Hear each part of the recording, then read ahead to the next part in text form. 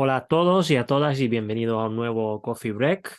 Ya llevamos muchos meses sin hacer uno y bueno, hoy un día especial porque tenemos aquí a Moisés, compañero y actualmente campeón del mundo, podemos decir, Moisés. Bueno, yo, el entrenador de Juan, que sí que es número uno del mundo. Bueno, a ti te habrán dado algo también, ¿no? Ojalá. Bueno, Moisés ahora nos contará un poquito su historia y partiremos quizás de la actualidad y iremos un poquito más hacia atrás. Y vamos a tocar muchos temas relacionados con la preparación física en los deportistas de alto rendimiento, ¿vale?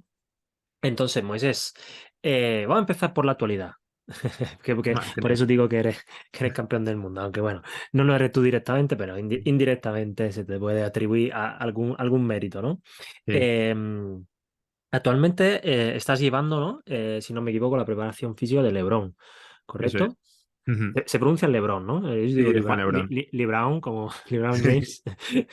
Depende de dónde estemos, pero sí. Estoy dando la preparación de LeBron. Y bueno, empecemos de la actualidad y luego nos vamos un poquito hacia atrás. Va, genial. ¿Cómo ha sido la preparación? Ya digamos, como solemos decir nosotros de Ciencia del Deporte, más específica de esta última semana para preparar una final, ¿no? Para preparar al final los últimos partidos de varios, que ahora nos cuenta un poco cómo funciona para aquellos que nos conozcan el pádel, los varios torneos que se han ido acumulando y qué se hace en las últimas semanas, prácticamente desde el punto de vista de la preparación física con un jugador pues, de un deporte como el pádel.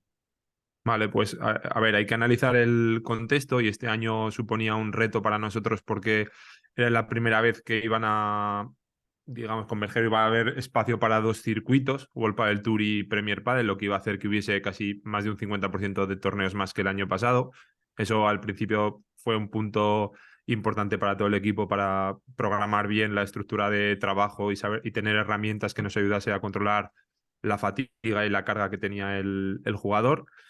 Entonces es cierto que al final de temporada, además se han acumulado una serie de torneos de manera consecutiva, es decir, semana tras semana, y ya no solo eso, sino viajando, es decir, se ha acumulado con un mundial en Qatar, luego se fue a Argentina, se tuvo México, otra semana en México, se tuvo Milán, seguido se volvía a Barcelona, que es el Master Final.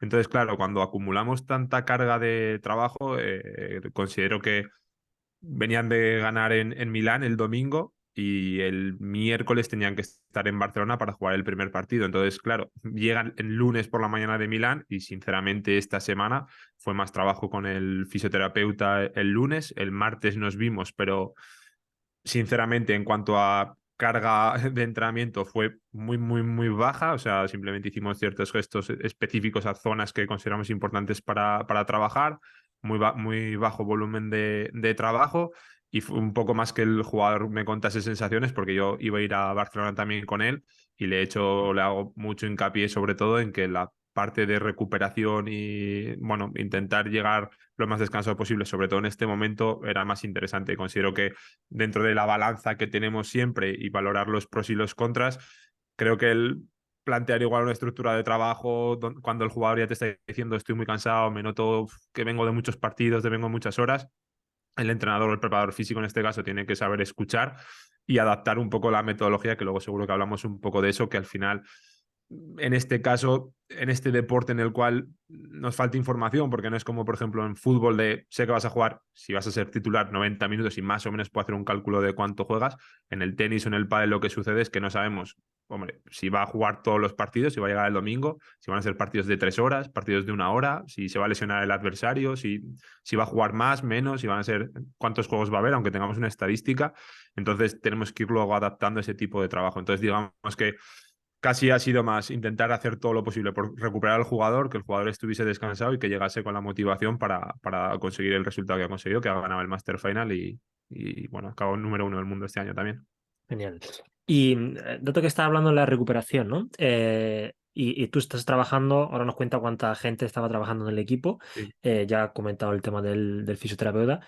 ¿Qué estrategias de recuperación prepartido habéis utilizado con él?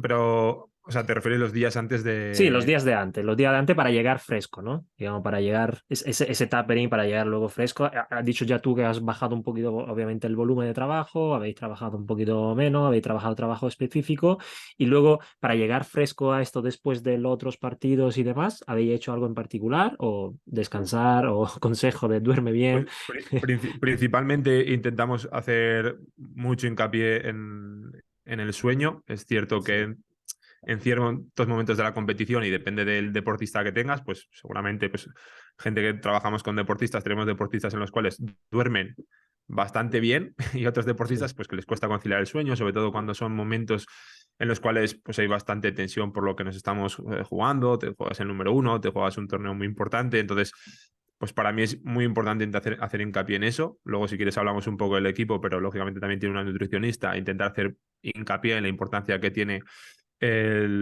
bueno, el conseguir tener ciertos nutrientes durante esos días previos a la competición, tanto para recuperar de la carga competitiva que lleva, como de lo que prevemos que va a suceder. En cuanto al tratamiento fisioterápico, es cierto que hay veces que tenemos que escuchar al deportista y ver un poco lo que le gusta y lo que no le gusta. Es decir, hay deportistas en los cuales técnicas un poco más invasivas, como puede ser pues, neuromodulación, algún tratamiento con EPI en determinadas circunstancias, alguno que hace con punción seca.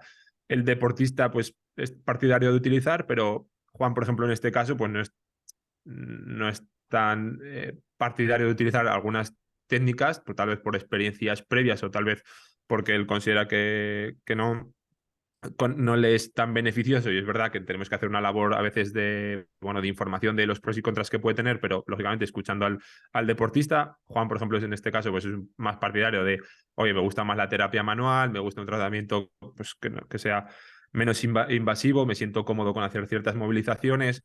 Y luego es cierto, y esto pues igual también escuchar tu opinión y la de otros profesionales, que hay veces en las cuales, aunque a mí, por ejemplo, particularmente me genera conflicto, porque es cierto que aunque pues según ciertos estudios estemos a favor de una determinada estrategia u otra, hay veces que el jugador, si lleva 15 años haciéndolo, pues, por ejemplo, pongo el caso, hay veces que es difícil plantearle que esa estrategia no es tan beneficiosa justo antes, por ejemplo, de una final, ¿sabes? Es decir, yo, por ejemplo, me he encontrado en situaciones en las cuales considero que igual hay ciertos pautas o ejercicios o tips que se hacen antes de una competición y valoro el hecho de decirle, ¿qué supone el decirle al jugador, no hagas esto, porque esto, según el último estudio, puede disminuir X% tu potencia, digamos, imagínate, y Ujú. cuánto puede ser que el decirle eso al jugador y que el jugador se sienta que algo que ha estado haciendo toda la vida, ¿sabes? Le puede repercutir para mal, pues tienes que jugar un poco con eso. Pero ya te digo, si tengo que hacer así resumen, el trabajo con fisioterapia, el trabajo intentar hacer mucho hincapié en el descanso, intentar hacer hincapié en la nutrición. Es cierto que hacemos cierto trabajo, protocolos de memorización, sobre todo en ciertas zonas en las cuales sufren más, como por ejemplo en caso de los deportistas de raqueta, pues suele ser a nivel de articulación del hombro y a nivel de cadera, zona lumbar. Hacemos cierto trabajo de isometrías en las cuales, ya te digo, intentar no fatigar mucho el cuerpo y que Juan esté recuperado o en las mejores condiciones posibles para competir. Claro, fíjate, ahí hablando de estrategias de recuperación, ¿no? Y de lo que dicen los estudios, lo que luego pasa en el campo, ¿no? Incluso en un estudio que seguramente habrás leído de Blazevich, ¿no? Sobre Ujú, estiramiento y demás, y hacerlo antes del partido, ¿no?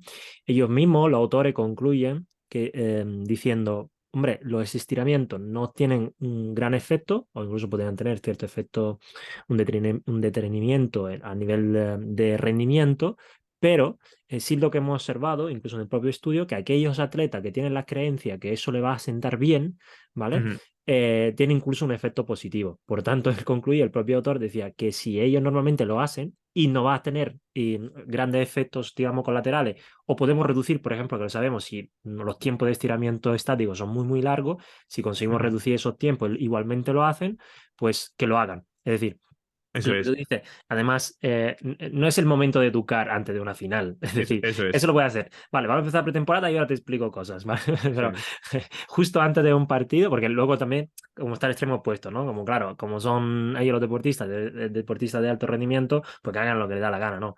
Lo único que No sé, no. también el momento es clave. En el momento antes de un final, si tú quieres besarte los zapatos antes de entrar al partido y siempre lo ha hecho y ha ganado, bésalo. Me da igual. Claro, ¿Sabes? por No, supuesto. no me voy a arriesgar a que si no lo besa y pierde el partido, será por eso, ¿no? Eso Entonces, es. ahí todas las creencias, cualquier cosa que a ellos les motiva a jugar bien, pues que lo hagan, ¿no? Entonces, ahí un poco donde está también.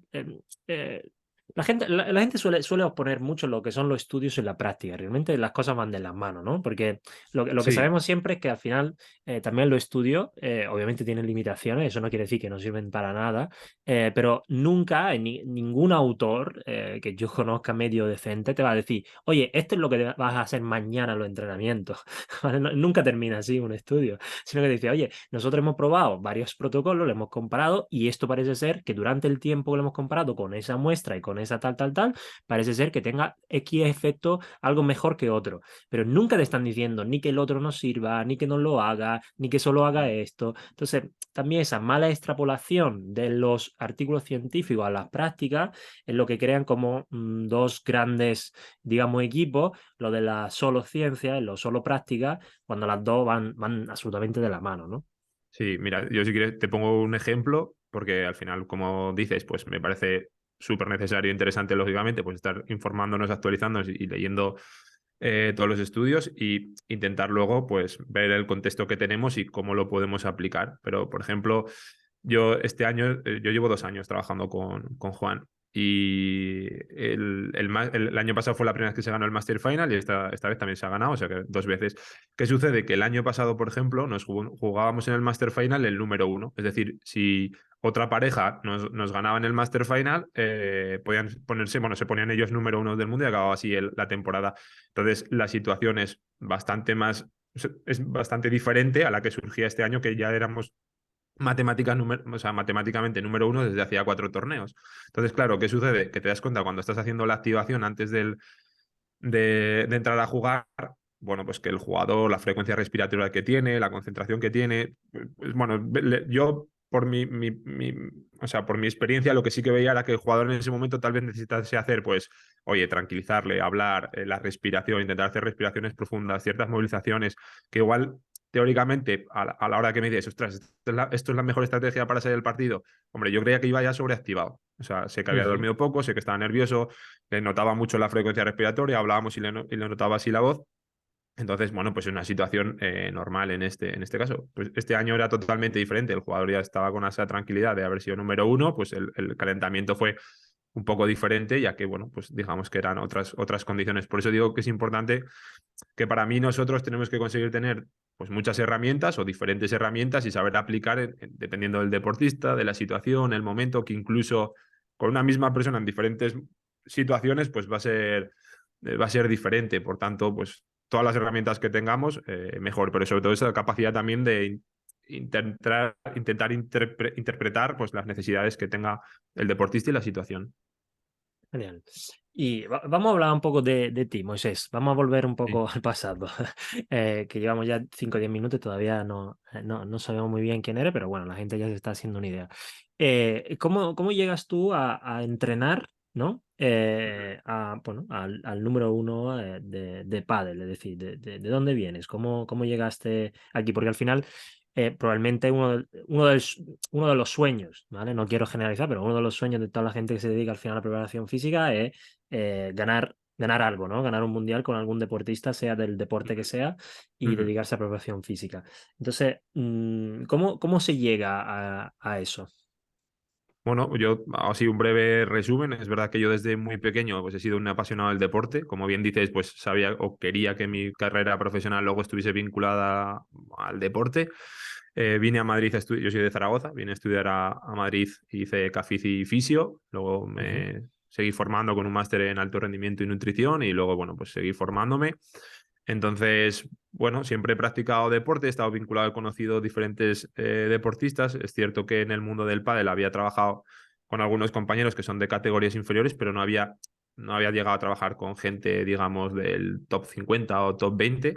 Y un día me llamó, me escribió Juan y bueno, me presentó el proyecto. Yo sé que dentro del equipo, pues uno de los chicos que le lleva la comunicación venía del mundo del fútbol y yo he tenido, pues, con un árbitro de que yo empecé a trabajar con él en segunda división, subió al año siguiente a primera división y le dieron el premio a mejor árbitro el año siguiente. O sea que luego otro chico que empecé con él en segunda B ahora está jugando en primera. Digamos que, bueno, tal vez pues me podían conocer o tener información mía de eso, tenía muy buen feedback. Y me propusieron un proyecto en el cual yo fui sincero, que nunca había trabajado con un número uno del mundo. Pero bueno, él me planteó la posibilidad y bueno, empezamos a trabajar y la verdad que pues muy ilusionado y dándote cuenta pues que lógicamente es diferente. O sea, es diferente el trabajar o sea, con este nivel de exigencia, pero bueno, en el cual es un reto que a mí me parece también muy, muy bonito. ¿Cuál crees que es la diferencia principal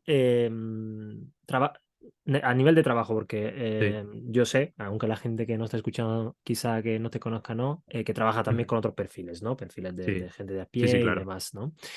¿Cuál es la diferencia principal entre entrenar un deportista que está compitiendo a alto nivel y por tanto tienes un montón de competiciones, etcétera, tiene un equipo detrás? Tienes recursos también, ¿no? Económicos, obviamente, que no van a ser iguales a los de la gente de a pie, y una persona de a pie, ¿no? A nivel de práctica, de entrenamiento, ¿qué diferencia hay, si la hay? Bueno, a ver, digamos que para mí, así puntos a tener en cuenta, lógicamente el deportista parte de un nivel de exigencia muy alto. Es decir, tienes que intentar estar a la última porque creo que con una persona de a pie que empieza, que oye, quiero mejorar un poco mi condición física, sabes que haciendo las cosas más o menos bien tiene que mejorar, pero claro, cuando viene a ti un profesional que ya tiene unas marcas, unos registros pues bastante óptimos o un rendimiento muy alto, el conseguir ciertas mejoras es mucho más difícil. También, lógicamente, el tiempo que tienes previsto, aunque mucha gente que empieza tiene unas expectativas muy altas y piensa que puede mejorar mucho su condición física o sus resultados de manera muy rápida, aquí tienes más tiempo. Que cuando estás en alto rendimiento, el problema es que tienes poco tiempo bueno, para trabajar o trabajas con esa presión. Y además hay veces que no hay una relación directa entre los resultados que puedas obtener y el trabajo que estás haciendo. Es decir, tú puedes estar haciendo tu trabajo y considero que lo puedes estar haciendo bien, pero lógicamente hay muchos más competidores y muchas más personas que quieren conseguir ese mismo objetivo. Y entonces a veces que digamos que psicológicamente para el preparador puede ser difícil el plantearse, oye, ¿por qué no estamos consiguiendo los resultados? ¿Por qué hace 3 torneos estábamos ganando y ahora seguimos haciendo lo mismo y ahora no se ha ganado? Entonces te hace plantearte muchas dudas y cuestionarte las cosas y a partir de ahí también es bueno para crecer. Pero lógicamente sí, el tiempo que te lleva también, digamos, ese perfil. Es decir, yo al final con Juan trabajo, veo todos los partidos, hablo con el equipo casi a diario, estás pendiente de muchas cosas que igual el deportista a veces no lo llega a ver lógicamente porque no es su labor es saberlo, pero requiere, pues eso, trabajar de manera directa con el fisio, saber exactamente qué es lo que hace cada uno, hablar con el psicólogo, hablar con el nutricionista, hablar con el entrenador específico en pista, hablar con los patrocinadores, en ciertas maneras, a veces cuando se hacen algunas actividades. O sea, Ujú. son cosas a tener en cuenta y que, bueno, pues que al final hace que sea un trabajo un poco más completo. Sí, genial. Sí, ahí, claro, hay muchas diferencias, yo creo. Mario justo el otro día subía una historia, ¿no? Sobre el tema de la Sí, actitud, ¿no? Pero también es verdad, ¿no? Que sí, tenemos que diferenciar muy bien que al final un deportista vive de ese deporte y por una persona de supuesto. a pie no vive de ese deporte. Y entonces Claro. muchas veces su propio objetivo, que muchas veces son muy genéricos, ¿no? Y ahí es donde nosotros tenemos que ayudarle a concretizar, es, bueno, quiero mejorar la condición Ujú. física, pero Sí, como no tienes un objetivo claro, no vive de ellos, es mucho más ya, fácil, por ejemplo, saltarse el entrenamiento o no tener ya. adherencias al tratamiento o al entrenamiento, cosa que es más complicado, creo yo, aunque Sí, sí, sí, no podría, porque para algunos deportistas quizás sí, las adherencias a la preparación sí. física para un deportista es más fácil, sobre todo incluso cuando consigues resultados, ¿no? Cuando consigues resultados y te estás viendo más fuerte que corre, llegas a la pelota y demás, ahí la adherencia es mucho más grande. Entonces, quizás la dificultad que tiene, ¿no? Con un deportista son diferentes a la que tiene una persona a pie, porque a la persona a pie tiene que conseguir que venga, por lo menos, a entrenar, Sí, ¿no? O sí. que entrene. Y el otro a lo mejor a veces tiene que frenarlo un poco, que haga menos. No sé cómo es Juan en ese caso, si es que hay que frenarlo un poquito o Pues hay que empujarlo a que haga sí. más, ¿no? Fíjate que yo, pues igual, hablo bastante con Mario de este tema y yo por mi experiencia con los deportistas, una característica similar en todos es su disciplina, su capacidad de trabajo, sus ganas de superarse y casi mi labor es muchas veces frenar que intentar hacer un poco, ¿sabes?, de motivar para que consigan entrenar, sino es más bien lo contrario, es decir, tranquilo, lo que has hecho ya está bien, es suficiente, mañana no pasa nada porque descansemos.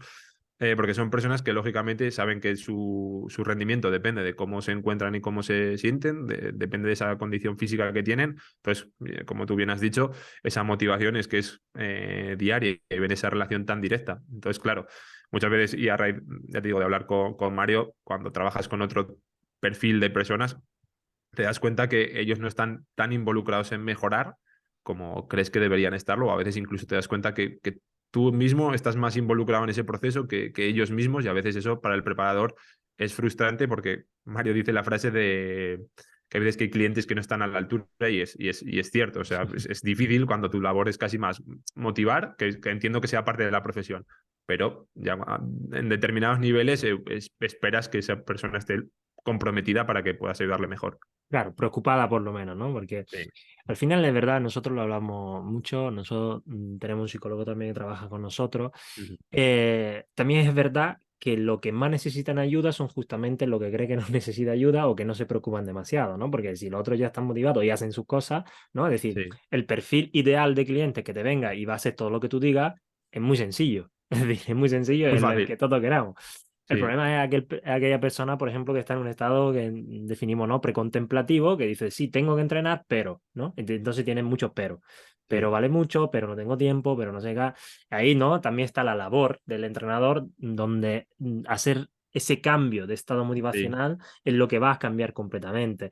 Nosotros ha Ujú. venido gente que decía, bueno, yo vengo, pero a mí no me gusta hacer ejercicio. Puf, ¿cómo empieza ahí, no? Ya. Claro, y tiene que cambiar, porque lo necesitan, ¿no? Como los pacientes de Mario que son pacientes de cáncer, necesitan ese cambio. Y si han Ujú. acudido a ti es porque realmente tienen como una pequeña esperanza o como Sí. una pequeña motivación de, bueno, voy a intentarlo, lo voy a hacer. Pero claro, Ujú. ahí está un poco también la maestría, ¿no? Del entrenador, del fisio, del que sea, que tenga que ayudar a esa persona a modificar, ¿no? Y eso es realmente lo difícil para mí, ¿no? Y quizá Ujú. son dos aspectos muy diferentes con deportistas, ¿no? Los deportistas vienen y dicen, mira, lo que tú me digas, ¿no? Lo Sí, que tú tal me cual. digas y no tengo problemas. No tengo problemas de tiempo, no tengo problemas de dinero, no tengo problemas de nada, ¿vale? Es decir, no ningún problema porque mi único problema es ganar. Entonces, si tú me haces ganar, ahí no va a haber problema. También es verdad que habrá deportistas, seguramente, ¿no? Porque tampoco, seguro que vemos más personas de a pie que deportistas. Habrá deportistas que no tienen tampoco ganas de entrenar, probablemente. Por lo menos entrenar lo que no es su deporte, ¿no? Sí, sí, Del tipo, sí. pues soy corredor, me gusta correr, pero el gimnasio ni lo toco, ¿vale? Y Sí. no me hables de entrenar en un gimnasio. No sé si tiene otros perfiles de deportistas que tengan menos ganas de hacer cosas que no son de su deporte, ¿no?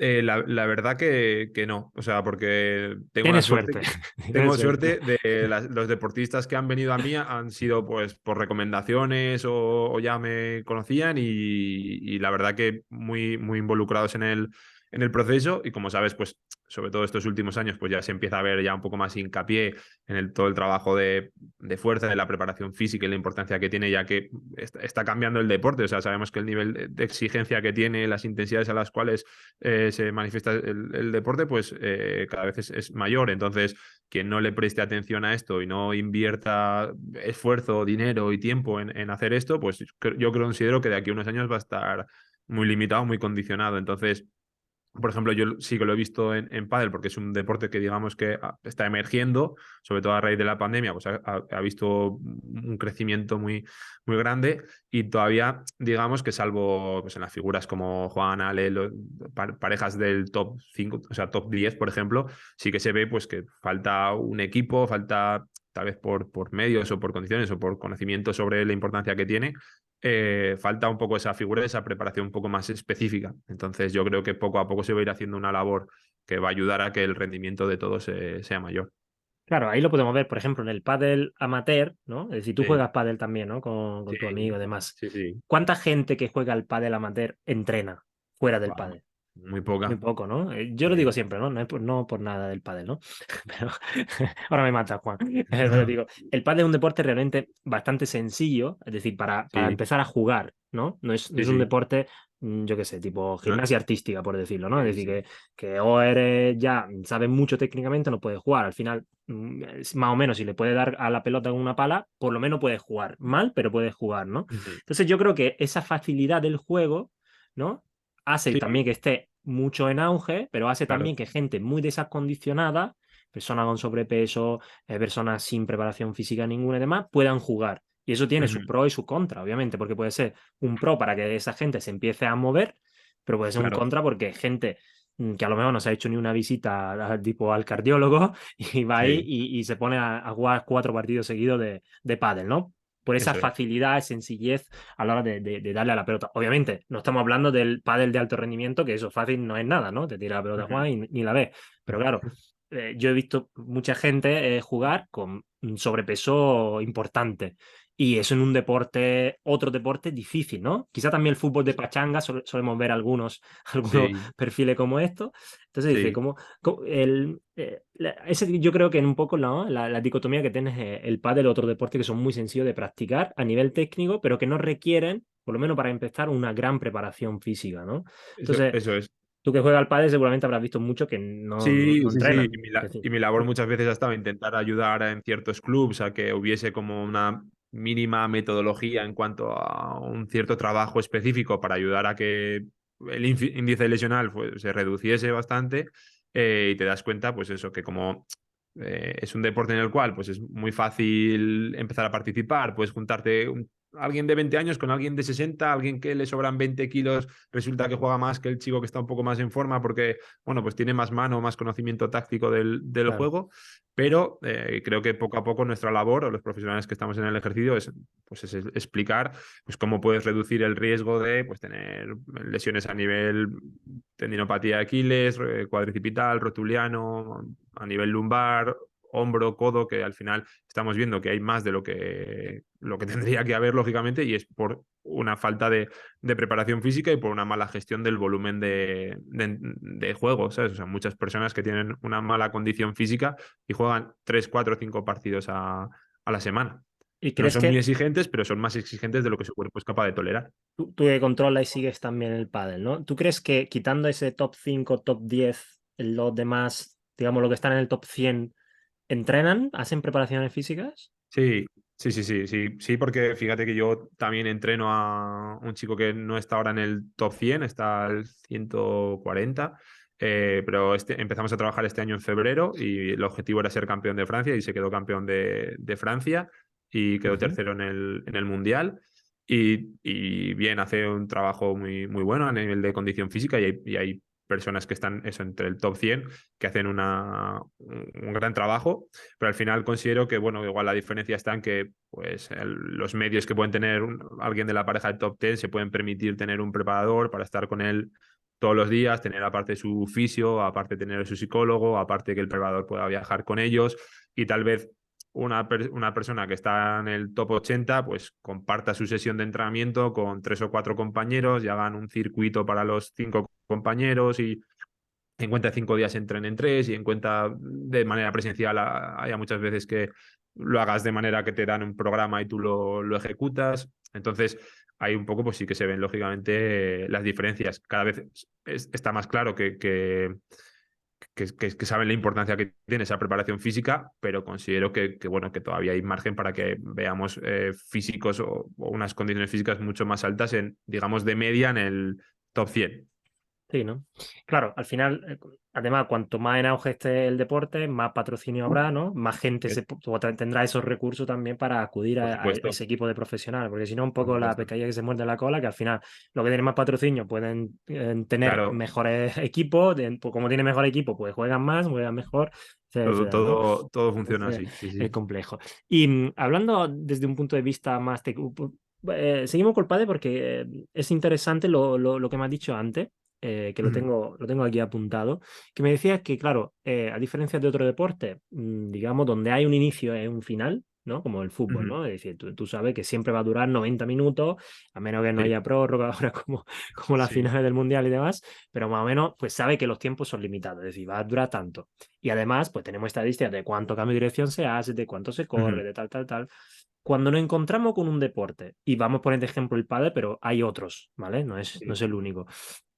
Donde no hay un inicio, un final concreto, porque no sabe, como tú has dicho, ni cuánto partido va a jugar, por tanto no sabe cuánto de larga va a ser tu temporada, ni Ujú, cuánto va a durar precisamente tu partido, ¿no? ujú,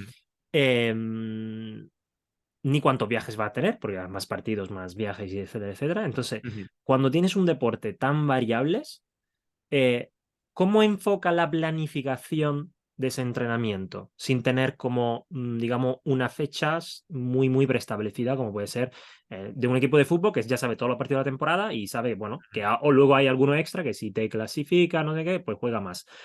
Pero ¿cómo lo haces sin tener, digamos, fecha preestablecida, horario preestablecido y sin tener mucha estadística del deporte, ¿no?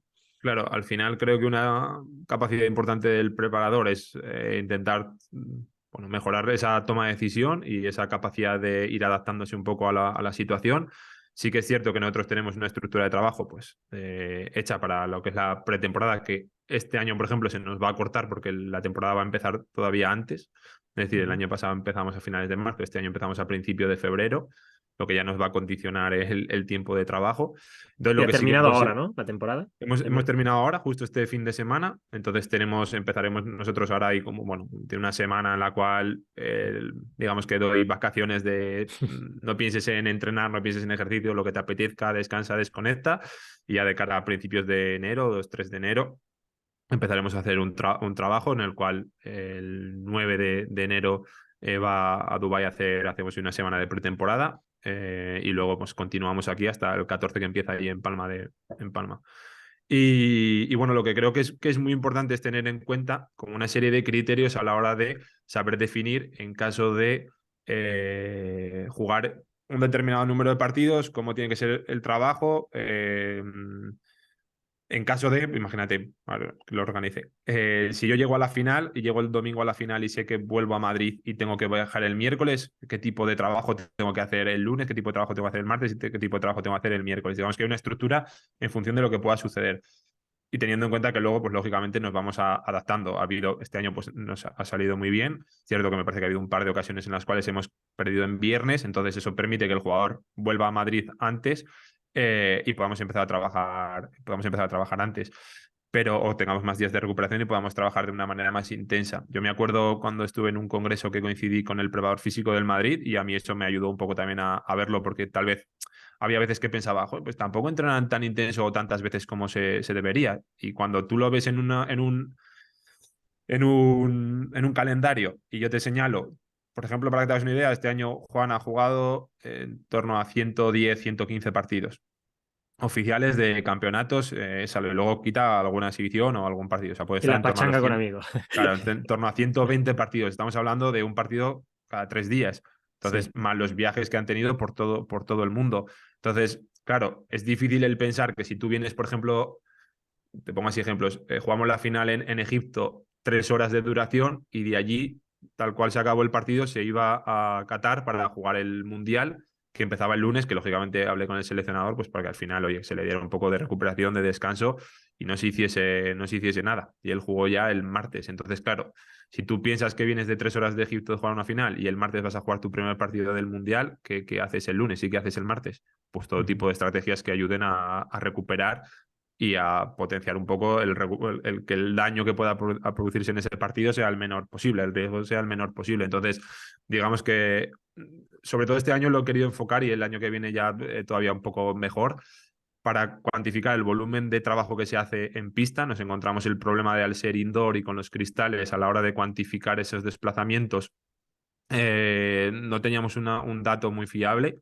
Estuve hablando con Guillermo Peña, que es el preparador físico de Carolina Marín, y ellos utilizan un acelerómetro en el cual pues, nos podía dar información. Estuvimos hablando con una marca que ayuda en fútbol, que lleva trabajando también con la Federación Valenciana de Pádel. Lo que pasa que para mí hay veces que hay ciertos datos que pueden dar error, es decir, porque con el GPS, como son desplazamientos tan cortos Corto.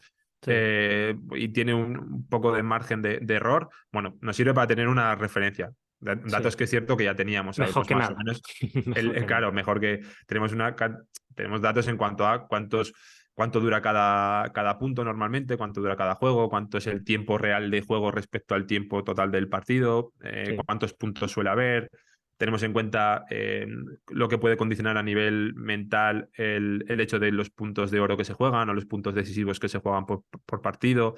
Entonces, que nos ayude un poco a cuantificar esa carga que pueda tener el jugador y también controlar un poco esa carga pues con los viajes y lo que pueda condicionarnos. Yo este año intento hacer esa labor de decir, es que no es lo mismo jugar. El año pasado o los anteriores se juega mucho en España, pero este año se ha empezado a viajar mucho. Entonces, claro, te vas a Argentina, pues vale, pero comes fuera, duermes en un hotel que es diferente al que la semana siguiente es en México, luego te vas a Qatar, un día estás a 20 grados, luego te vas a Suecia y estamos a -4.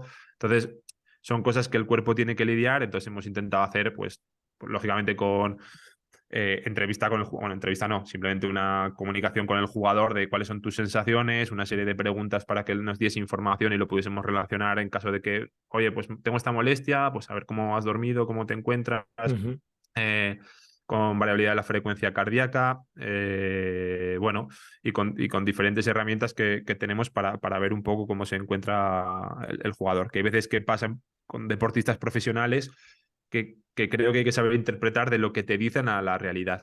Es decir, claro. hay veces que el deportista te dice, no, no, que estoy bien, que no estoy cansado, tú haz lo que tengas que hacer y te das cuenta que da el primer salto y resulta que te salta un 20% menos que cualquier otro día y dices, pues tú no estás hoy bien o vamos a cambiar un poco el trabajo y luego te reconoce, no, no he dormido bien, estoy un poco estresado por esto. Entonces, bueno, hay que saber gestionar todo eso y adaptarte porque muchas veces yo le explico que nos enseñan o a mí me enseñan en la carrera a hacer una programación anual y tener todo súper estructurado y es que yo, por mi experiencia, nunca he sido capaz de Nunca lo he hecho. completar eso, no me ha servido para nada. O sea, si tenemos un objetivo en algún deporte de pues un olímpico o alguien que sabes que va a competir en octubre y no compite hasta octubre, es mucho más fácil programar todo. Pero cuando Sí. compites todas las semanas, yo sí que intento con Juan, por ejemplo, con algún futbolista, saber cuáles son los objetivos principales, entendiendo que podemos intentar hacer mejorar o tener un estado de forma ahí un poco más alto. Entonces, yo sé que, por ejemplo, pues si Juan tenía la ilusión de ganar en ciertos torneos y hacerlo muy bien en determinados torneos, pues quiero hacer hincapié En ello. para intentar llegar ahí bien. Claro, fíjate, justo esa también es una pregunta que a veces, muchas veces nos hacen también a los alumnos, ¿no? De los macros, ¿no? Que se sigue Sí, explicando, ¿no? En todas las sí, facultades se sigue explicando, ¿no? sí. Y al final entender un poco también el contexto histórico también, ¿no? De dónde vienen esas cosas, ¿no? ¿Por qué salen, ¿no?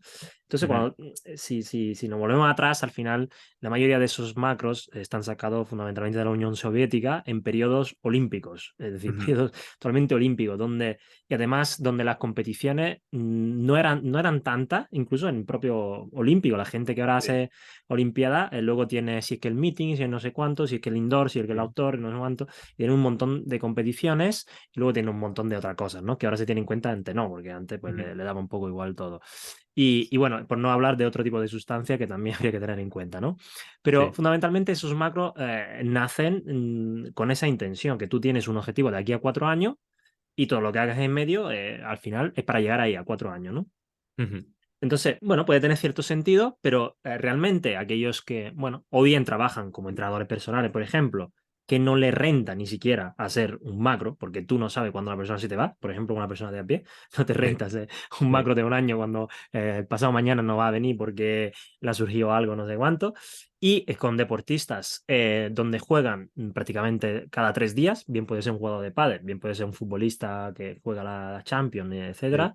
Es prácticamente imposible poder hacer una planificación anual de nada, ¿no? Es decir, tú sí puedes Ujú. planificar, puedes poner objetivos anuales, oye, vamos a ganar aquí, vamos a ganar ahí, teóricamente, pero Sí. no puedes predecir que uno de los problemas quizás de esos macros muy grandes, y yo lo comenté también en un post que escribí hace mucho tiempo, es que tú supones cómo va a estar dentro de 4 meses ese jugador y tú no tienes ni idea de cómo va a estar dentro de 4 meses, porque no va a ser tan lineal como puede ser una persona que solo hace esto y ya está hasta la competición y aún así va a cambiar, ¿no? Entonces hemos Ujú. pasado a ser prácticamente a trabajar solo con micro ciclos, ¿no? Aunque tengamos Sí, idea de hacia dónde queremos ir, que un poco eso sí. es la planificación, y a partir de ahí ir ajustando en base a variables con lo que tú has comentado, variables de control interno, de subjetiva, de cómo está el deportista, tal, y luego herramientas externas que nos permitan también comparar, ¿no? Que ahora hablaremos Ujú.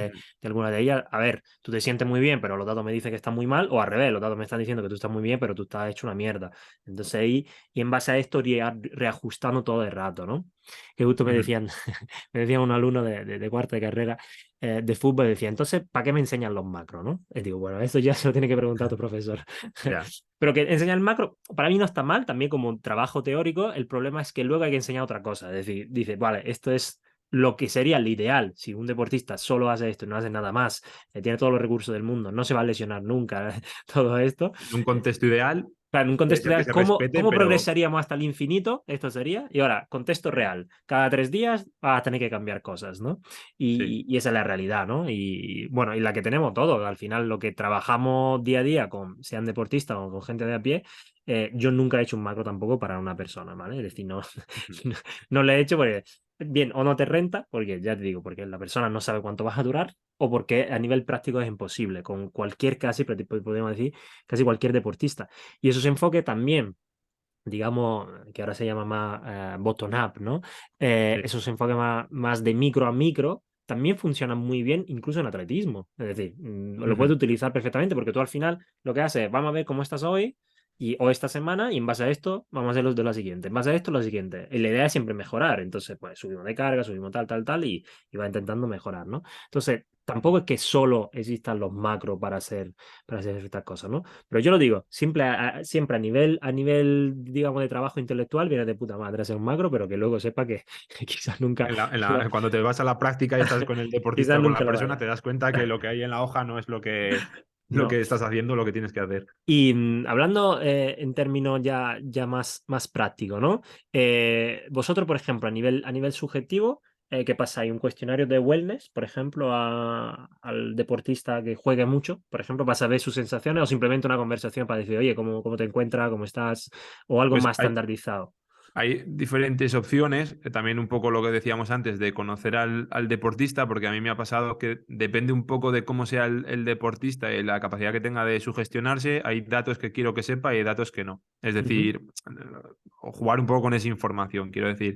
Por ejemplo, utilizamos una aplicación que es para mirar la variabilidad de la frecuencia cardíaca y ahí te sale ya una serie de preguntas de qué tal has dormido, cómo de cansado te encuentras, qué ganas Sí. tienes de entrenar, etcétera, que nos ayuda. Es verdad que para mí eso es interesante en ciertos momentos en los cuales igual no estoy con el jugador o que sirva también a él para hacerse esa serie de preguntas y hacer de manera pues un poco pues más real esas sensaciones, porque a veces un poco lo que decíamos, que el jugador te dice, uff, estoy agotadísimo, estoy cansadísimo, y luego dices, bueno, respecto a este día que me dijiste lo mismo, no, entonces no estoy tanto. Entonces es importante esa comunicación. Yo, por suerte, pues casi pues, hablamos a diario y nos vemos siempre que está aquí o cuando no viajo con él, pues estamos en contacto directo para saber información.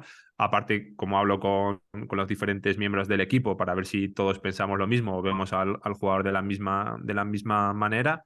Y utilizamos esas estrategias, pero un poco te decía que sí que me gusta el tener cuidado con los datos que recibe el jugador y cómo los recibe o en qué momento los recibe, porque igual, por ejemplo, tenemos unas herramientas para mirar con electromiografía, para mirar la activación de cierta musculatura que vamos controlando tanto al inicio como en diferentes puntos de la temporada, con endurance, al final de temporada.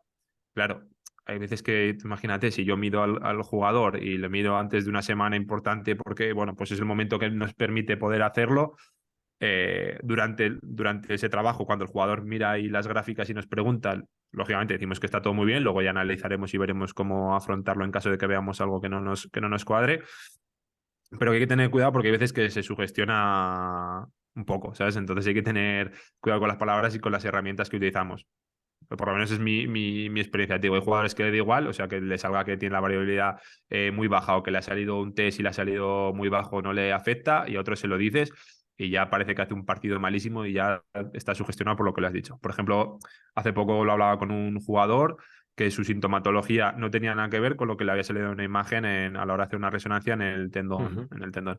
Entonces, claro, hablábamos con el equipo y decíamos, tu sintomatología no va acorde a lo que estamos viendo en la imagen. Entonces, no te sugestiones porque un médico te haya podido decir que, Sí. ¿sabes? Que con esta imagen deberías tener este cuadro, ¿sabes? O sea, esta sintomatología. Tú has jugado bien, has hecho tú las cosas bien, te sientes bien, vamos a tenerlo en cuenta a la hora del tratamiento, pero que esa información sea más relevante o más importante que lo que te dice una resonancia.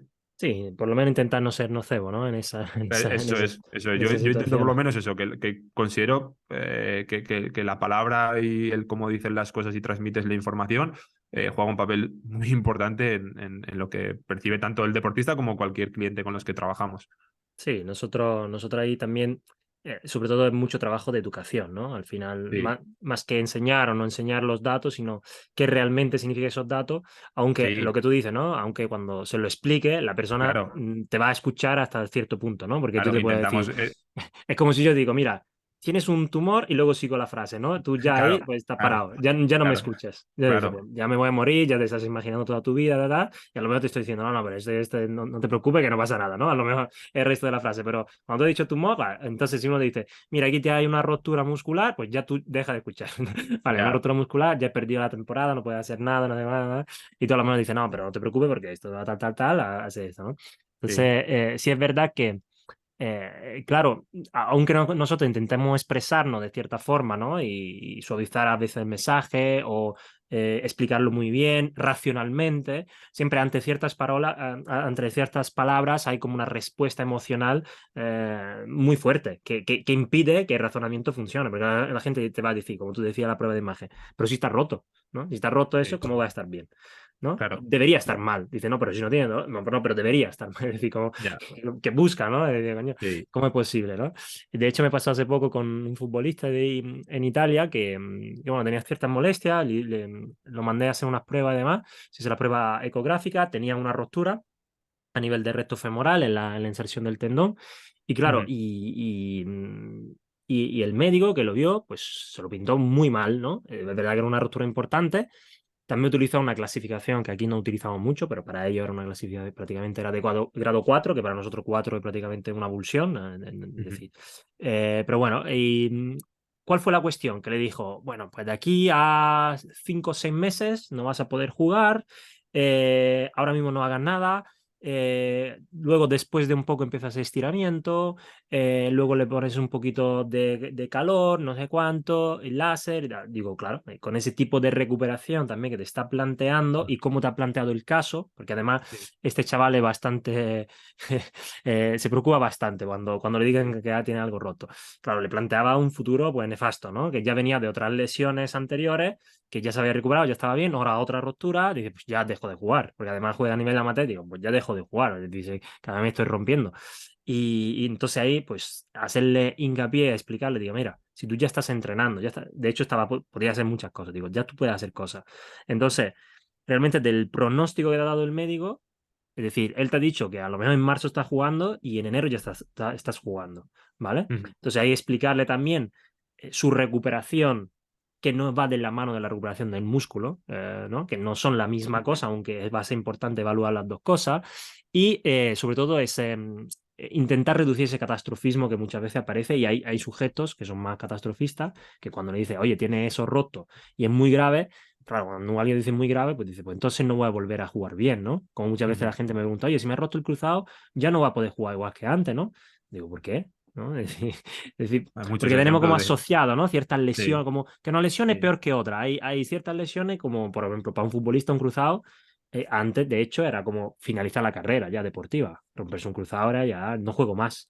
Y ya, todavía hay como lesiones míticas, ¿no? De decir, cruzado, pues ya no va a jugar más. Ya no va a jugar igual, ¿no? ujú, Entonces es un poco lo que tenemos también que estar matizando cositas, ¿no? Y lo que tú decías, tanto con gente de a pie como con deportistas. Seguramente deportistas pues tendrán su cosita también especiales que hay que tener, porque a lo mejor, el caso de Juan, a lo mejor su tobillo le importa nada, pero el hombro le importa un montón porque ha tenido lesiones previas en el hombro, no sé cuánto, y en cuanto le diga que el hombro le pasa algo, Pues ya dice, otra vez estoy con el hombro, ¿no? No sé si te ha pasado con algún Sí, no, no, deportista. no. O sea, con Juan, bueno, tuvo antes de empezar a trabajar conmigo, la pretemporada del año anterior, había tenido molestias en el abductor y cuando empieza pretemporada siempre está como muy pendiente del abductor y yo le digo, no te A ver, preocupes, le explico el trabajo, tal, pues lógicamente por lo que tú has dicho, o sea, al final cuando hemos padecido, hemos tenido alguna lesión, es más fácil que podamos tener esa lesión o que estemos con con mayor vigilancia de esos puntos, pero como tú dices, o sea, yo soy muy partidario, lógicamente, de educar a la persona con la que trabajo, de explicarle, mira, hacemos esto por esto, por esto, por esto, y sabiendo que además, joder, o sea, nuestro trabajo siempre va a ser intentar disminuir en la medida de lo posible el riesgo de lesión, pero no su deporte, su práctica puede ser que molestias o lesiones existan, porque eso es otra cosa que yo también le explico a mis deportistas. Digo, es que no quita para que mañana te hagan una entrada, pase cualquier cosa, el volumen de trabajo que os exigen ahora, que cada vez en el deporte es más exigente de competir más veces y a más intensidades. Entonces, y sabiendo todos los factores que pueden condicionar el mecanismo lesional.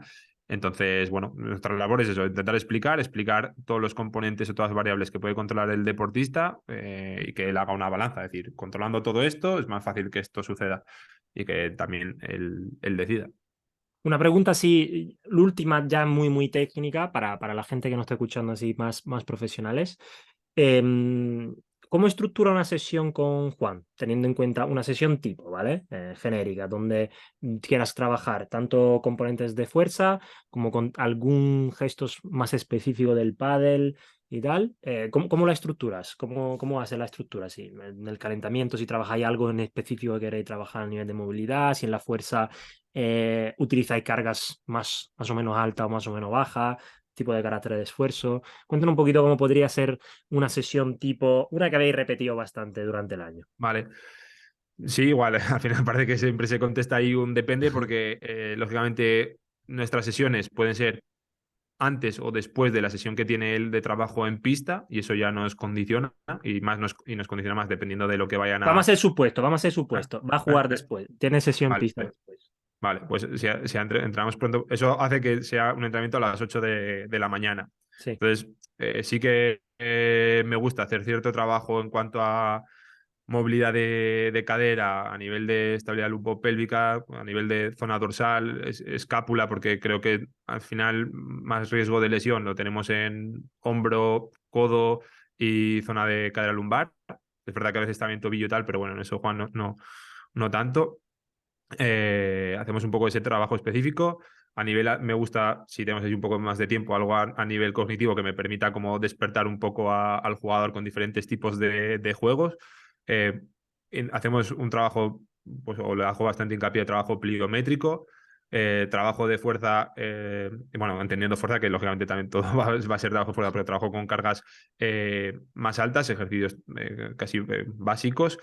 Y luego hacemos trabajo o accesorio o específico en ciertas, bueno, en ciertas estructuras que hacemos más hincapié a trabajar y a nivel también metabólico solemos trabajar. Entonces, digamos que lo estructuramos así, ver un poco en cuanto a cuáles las zonas que más riesgo tiene de lesión, cuáles son las capacidades que tiene que desarrollar para su deporte, que para eso para mí es un punto en el curso, el entender cuáles son las necesidades de su deporte. Sabemos cuánta distancia recorren, a qué velocidad alcanzan por el espacio que tienen, cuántos saltos hacen, cuántos golpeos hacen y sabemos qué zonas se lesionan, entonces tenemos que intentar hacer mucho hincapié en eso. En cuanto a lo que me dices de percepción del esfuerzo o cómo lo trabajamos. Por ejemplo, eso es una cosa que Juan tal vez se haya sorprendido un poco, tal vez por la experiencia previa que tenía, pero nosotros trabajo con encoder, no lógicamente con todos los ejercicios, pero en el cual en el momento que hay una pérdida tanto del salto vertical o los desplazamientos o en la velocidad de ejecución, trabajo entre un 15 y un 20% de pérdida de velocidad, dependiendo, te digo, del momento, paramos la serie. Soy muy partidario de intentar mejorar lo máximo posible, pero con la menor carga posible. Con carga me refiero de entrenamiento, es decir, si Que con se 2 series fatigue lo ya menos creo que soy posible, ¿no? capaz, sí, que se fatigue lo menos posible. Y eso es veces que es un concepto que es difícil porque como venimos a veces de la hipertrofia o venimos de otros conceptos y entendemos el entrenamiento al fallo o tener una fatiga mayor, muchas veces por los deportistas, ya no solo Juan, me dicen, no, pero tampoco me voy tan cansado del entrenamiento. Y digo, es que yo no te puedo cansar cuando ahora te vas a ir a hacer un entrenamiento específico de tu deporte y necesito que todas las habilidades, o sea, yo no puedo hacer que estés reventado cuando luego tienes una sesión en la cual tienes que mejorar ciertas, o bueno, mejorar o trabajar ciertas habilidades técnicas que no puedes, no pueden estar condicionadas por la fatiga que yo te haya generado y esta fatiga tampoco me puede generar o sea, un efecto negativo en lo que mañana vayamos a trabajar o cómo vayas a competir al día siguiente. Entonces soy muy partidario de eso, intentar siempre trabajar con la máxima intencionalidad posible. Lógicamente, cuando trabajamos con entrenamiento basado en la velocidad lo hacemos así, porque muchas veces veo que bueno, pues no se trabaja esa intencionalidad. Veo trabajo pliométrico en el cual te das cuenta que el deportista no lo está haciendo a la máxima intensidad, ves series en las cuales no lo está haciendo a la máxima intensidad. Hay cierto miedo a trabajar con ciertas cargas que creo que cada vez se va perdiendo, pero es importante que lo trabajemos y al final. Y tampoco hay un trabajo tan específico, ¿sabes? De que al final sea, pues vamos a hacer el gesto del movimiento de una volea, que eso también es otro Ujú. fallo que suelo ver. Bueno, fallo, para mi manera de verlo fallo, no hago un trabajo tan específico de el mismo gesto que haces con la volea, pero ahora con una polea, ahora con una goma. Hacemos trabajo en el cual considere que va a mejorar todas esas estructuras, que el deportista sea más fuerte y al final basándonos sin mucha variabilidad de ejercicios, prefiero que sepa trabajar con, ¿sabes? Con ciertos movimientos, 4 5 y coloca bien. los haga muy bien, sí, porque al final a ver, esto, bueno, y seguro que generará debate y estoy abierto, lógicamente, a dar mi opinión, pero claro, pasa que, por ejemplo, pues podemos ver, oye, que hacer alguna variante de halterofilia pues puede ser muy interesante y lógicamente intentamos hacerlo, pero hay veces que el deportista, pues nos daremos cuenta que ciertos deportistas de alto rendimiento que no están muy familiarizados con el trabajo con cargas, no te ejecutan muy bien o bien una sentadilla, un peso muerto y ya si no hacen eso, imagínate cómo hacen un clean o un snatch. Entonces, claro, en la balanza yo tengo que pensar cuál es el beneficio de este ejercicio y cuál es el riesgo que tengo o cuáles los pros y los contras Claro, la de inversión de cada. tiempo también para enseñarle un ejercicio Claro, coordinativamente por su- muy alto que tampoco le va a beneficiar demasiado, cuando a lo mejor eso, estás claro, buscando una gran aplicación de claro, fuerza en poco tiempo, pues con el ejercicio más sencillo que tenga, pues que lo haga, ¿no? Y claro. ya está. Eso es que muchas veces, claro, dices, "No, el típico perfil que vengo y quiero hipertrofia y estoy haciendo frecuencia 2 o 3 un mismo ejercicio a la semana y dices, "Vale, está muy bien porque puedes estar aquí corrigiendo, haciendo más tips, pero en este caso no hacemos tanto volumen de trabajo, o sea, no hacemos, yo qué sé, 20 series de sentadilla a la Claro. semana, no trabajamos tanto volumen de trabajo.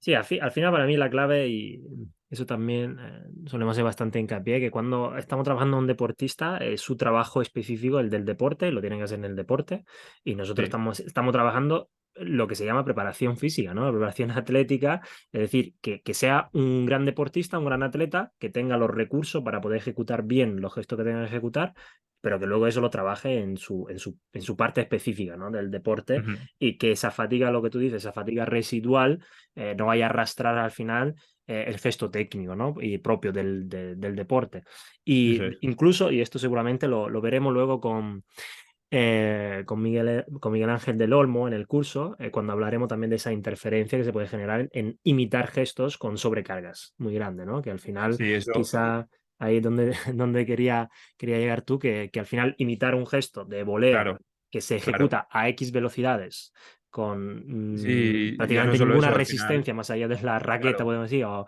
la claro. resistencia del aire, ponerte una polea de 5 kilos en la mano o un elástico que cambia completamente el gesto motor, Eso, pues eso claro, es. puede tener interferencias, ¿no? Eso lo explico bastante pues eso, con formaciones específicas del deporte y claro, digo, y parece que como sorpresa, dices que no, lo que has dicho tú, cuando trabajo con una goma y estoy haciendo un gesto en el cual yo la pala al principio la tengo parada y acelero el gesto y luego lo voy desacelerando, no es lo mismo que cuando lo hago con una goma que la máxima resistencia la encuentro al final del Claro. movimiento. Y encima luego me tira para atrás. Claro, y ya no solo eso, hay gente que practica pues, oye, una volea y cojo una mancuerna de 3 kilos y me parece buena idea porque creo que si muevo rápido la mancuerna de 3 kilos es que estás cambiando totalmente bueno, la manera de hacer el gesto y eso te puede tal vez mermar o condicionar luego el trabajo realmente en Claro, pista. claro. Entonces, Lo que pasa que, Claro, bueno, hay esa asociación de si hago el sí. trabajo específico así con más kilos, va a ser mejor. Bueno, hay Sí, sí, que sí, sí. matizarlo. Yo he visto, sí, sí, incluso en Olímpico, ¿no? Hacer, bueno, en press de banca con todo lo que podían, al fallo, pocas repeticiones, todo lo que podían, y casi no hacían nada, pues con cargas medio ligeras, ¿no? Y Claro, decía, hostia, sí, y luego cuando tenemos que trabajar a esa velocidad, ¿qué hacemos, no? Y tiene que lanzar una pelota que pesa 8 kilos y estás trabajando todos los días con 300 kilos, ¿no? Es decir, claro, pues también hay podemos generar incluso interferencia con el propio trabajo de fuerza, porque hay que hacer press de banca, por cojones, ¿no? Y bueno, sí. No, el- fíjate que también es curioso porque bueno, al final como he trabajado con diferentes jugadores y analizas ahí el perfil de fuerza-velocidad y aunque luego pues muchas veces hablemos de la importancia que tiene la fuerza, claro, muchas veces hay que matizar porque muchas veces cuando hablamos de trabajar la fuerza lo asociamos a trabajar con cargas muy altas. Y por sí, ejemplo, Juan es un jugador que levanta cargas, pero no levanta cargas muy, muy, muy pesadas, pero él, por ejemplo, destaca porque la capacidad que tiene en levantar cargas medias o cargas bajas a alta velocidad y mantenerlo durante más tiempo es lo que llama la atención. Y cuando ujú, hacemos trabajo, por ejemplo, pliométrico, cuando hacemos determinados desplazamientos, es cuando realmente llama la atención de capacidad que tiene de cambio de dirección, capacidad que tiene de el tiempo de contacto que tiene con el suelo, la altura de vuelo, la capacidad que tiene de aplicar velocidad en un lanzamiento de manera muy rápida. Entonces, ujú. eso es para mí lo que marca la diferencia con el resto, aparte, lógicamente, de la técnica, o sea, digo, en cuanto a su preparación física. Entonces, claro, dices, ¿qué hago? ¿Me enfoco en trabajar con cargas muy altas porque considero que tiene que mejorar ahí porque hay un déficit? Bueno, eso se puede mejorar, pero siempre entendiendo que considero que el punto a favor que tiene en este caso es que tenga esa capacidad y que hay que saber entenderlo para ver cuál es el perfil de cada uno de los jugadores y sus necesidades. Y que el equipo ganador no se cambia nunca. ¿Cómo que él? Y que el equipo ganador no se cambia nunca. Es decir, si va ganando, No, mejor no meter mano. luego también es difícil cambiar cosas, hay que ir siendo sutil. Bueno, vamos cerrando la entrevista. Yo creo que ha sido bastante interesante. Justo para aquello que está interesado, Moisés va a ser profesor con nosotros en el curso de fuerza que empezamos en enero, junto a otro gran exponente, y justamente va a hablar de cómo, de su visión de la preparación física en deportistas de élite y las cositas que tenemos que tener en cuenta, ¿no? Algunas que hemos visto hoy y luego vamos a verlo en la práctica cómo hacer todo esto. Y nada, Moisés, además de esto, darte las gracias por estar aquí, que después de la resaca que tienes del Mundial. Y nada, si quieres, di a la gente un poco dónde te puedes encontrar, las redes sociales que más utilizas y demás, y que luego ponemos enlace en la descripción para que la gente te vaya a buscar. Vale, pues nada, lo primero agradecerte por la entrevista y poder formar parte también de los profesores del curso, porque me parece una pasada, muy interesante, cosa que con muchas ganas de estar ahí con vosotros y también de aprender del resto de compañeros. Y en redes, pues, o por Moisés Benavente o el perfil SMB Health Coach. Y nada, yo encantado de que si puedo resolver cualquier duda o pregunta, que se animen a preguntarme y que les espero en vuestro curso con muchas ganas de